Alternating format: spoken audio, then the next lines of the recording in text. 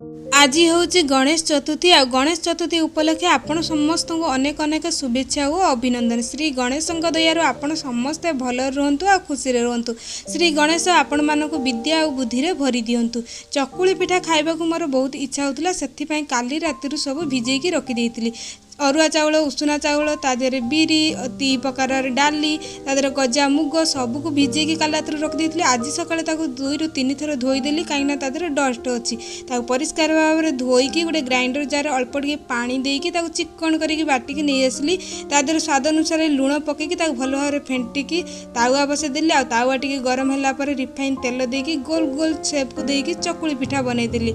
एपटे तरकारी काली राति मटर भिजे रखी आ चुन चुन करके आलू काटिदेली मटर आलू गोटे टमाटर देकी प्रेसर कुकर में स्वाद अनुसार लुण हलदी आ पानी देकी सिझेबा को छाड़देली। मटर आलू आमर ये भल भाव में सिझी जाइए।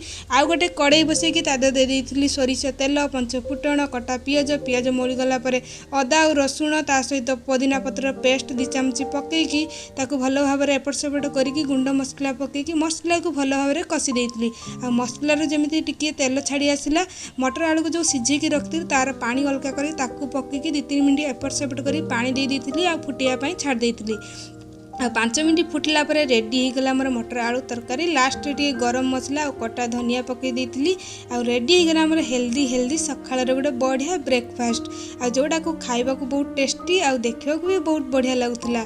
आपण मानक जदि वीडियो भल लगी लाइक शेयर सब्सक्राइब करंतु। जय जगन्नाथ। देखा गोटे ब्लॉग रे।